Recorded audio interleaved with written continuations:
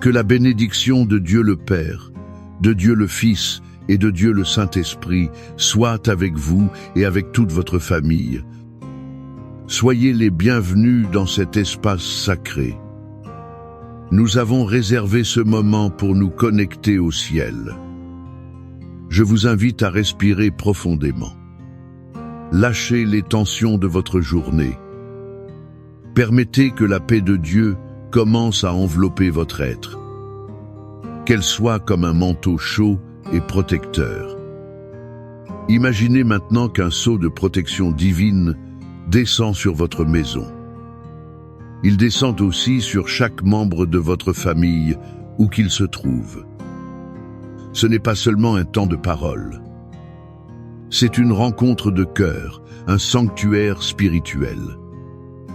La présence du Très-Haut y est la bienvenue et honorée. Nous nous unissons dans la foi comme une grande famille de Dieu. Nous clamons pour nos familles. Nous croyons que là où 2 ou 3 sont réunis en son nom, il est présent. Et il est ici avec nous maintenant. Au nom de Jésus-Christ de Nazareth, par l'autorité qui nous est accordée comme fils et filles de Dieu, nous nous levons en esprit pour engager une bataille pour votre maison. Nous nous revêtons de toute l'armure de Dieu. Ainsi, nous pourrons résister fermement aux ruses de l'ennemi. Nous déclarons que votre famille n'est pas un champ de bataille pour le mal. C'est un jardin gardé par le Seigneur. Par conséquent, nous brisons maintenant toute forteresse de division. Elle a tenté de s'élever entre mari et femme, entre parents et enfants, entre frères. Nous annulons toute parole de malédiction, toute peste familiale. Nous annulons tout héritage de discorde, de dépendance ou de maladie. Il a été transmis de génération en génération. Au nom de Jésus, nous déracinons l'esprit de rébellion. Nous déracinons aussi l'esprit d'orgueil, l'esprit d'incompréhension et l'esprit d'amertume. Nous ordonnons que toute force des ténèbres recule maintenant. Elle a murmuré des mensonges, semé la discorde et volé la paix. Qu'elle soit réduite au silence par la puissance du nom de Jésus. Nous couvrons votre maison, votre mariage. Nous couvrons aussi l'esprit et le cœur de vos enfants avec le sang précieux de l'agneau. Nous proclamons que votre famille appartient au Seigneur. Aucune arme forgée contre vous ne prospérera. Nous déclarons que l'unité du Saint-Esprit, l'amour, la joie, la paix, la patience et la bonté sont le fondement de votre foyer. Cela commence à partir de ce moment précis. La victoire a déjà été remportée à la croix. Nous nous en emparons pour votre famille, aujourd'hui. Maintenant, avec nos cœurs préparés et notre esprit fortifié, je veux vous inviter à plonger dans l'une des histoires les plus profondes et touchantes de toute l'Écriture. C'est une histoire qui révèle le cœur de notre Père céleste. Elle le fait d'une manière que peu d'autres histoires y parviennent. Elle se trouve dans l'Évangile de Luc, chapitre 15. C'est la parabole que nous connaissons comme celle du Fils prodigue. Mais je préfère l'appeler la parabole du Père aimant. Fermez vos yeux un instant et venez avec moi dans ce voyage. Imaginez un foyer prospère, une famille avec 2 enfants. Le plus jeune, impatient et plein de lui, s'approche de son père. Il fait la demande la plus douloureuse qu'un fils puisse faire. « Père, donne-moi la part des biens qui me revient. » En substance, il disait « Père, pour moi, tu es déjà mort. Je veux seulement ce qui m'appartient. » Pouvez-vous sentir le coup de poignard dans le cœur de ce père? Malgré cela, avec une douleur silencieuse, le père partage l'héritage. Le fils part pour une terre lointaine. Là, il gaspille tout ce qu'il a reçu dans une vie d'excès et de péché. Il cherche le bonheur dans les plaisirs du monde. Mais il ne trouve qu'un vide de plus en plus grand. Et puis, la crise arrive. Une grande famine ravage la terre. Il se retrouve sans argent, sans amis, sans dignité. Il touche le fond, désirant manger la nourriture donnée aux porcs. C'était l'animal le plus impur pour un juif. Et c'est là, au milieu de la boue et de l'odeur insupportable, que la Bible dit qu'il revint à lui-même. Il se rappela la maison de son père. Là, même les serviteurs avaient du pain en abondance alors que lui périssait de faim. Et une décision germa dans son cœur. Je me lèverai et j'irai vers mon père. Pendant ce temps, que faisait le père? Était-il en deuil? Était-il en colère? Non. La Bible nous donne un indice puissant. Elle dit que, tandis qu'il était encore loin, son père le vit. Il fut ému de compassion et courant, se jeta à son cou et l'embrassa. Ce père n'a jamais cessé d'attendre. Tous les jours, il montait au point le plus haut de sa propriété.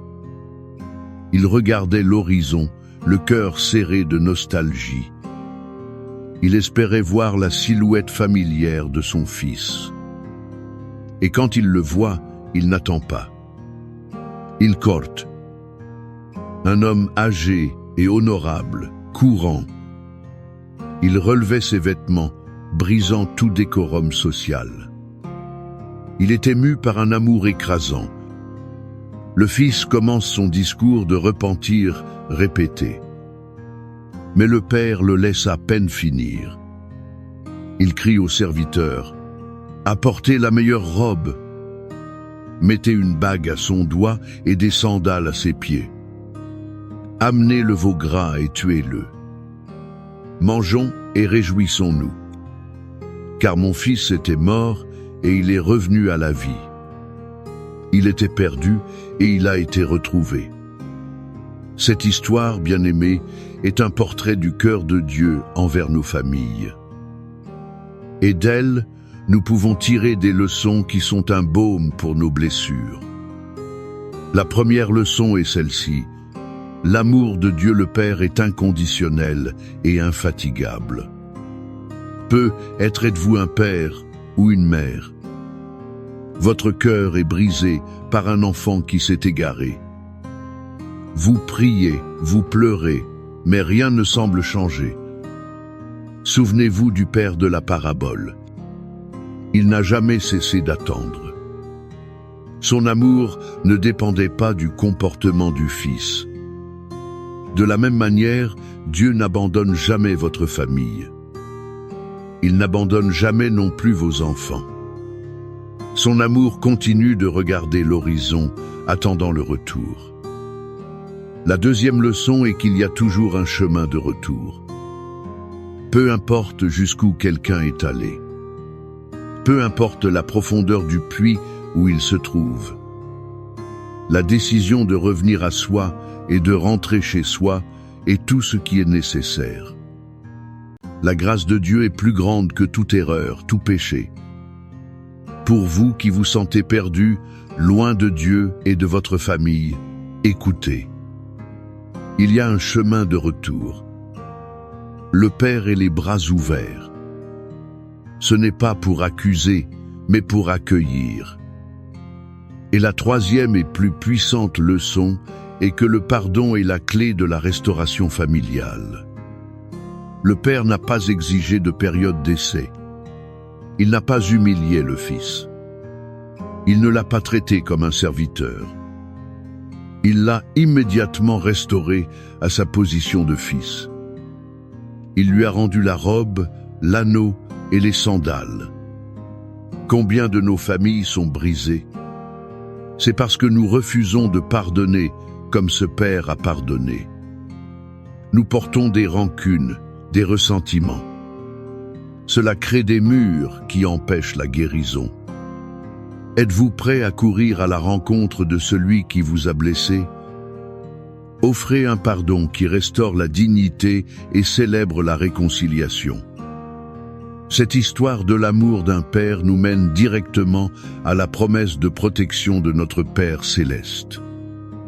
Le même Père qui attend les bras ouverts est celui qui nous couvre de ses ailes protectrices.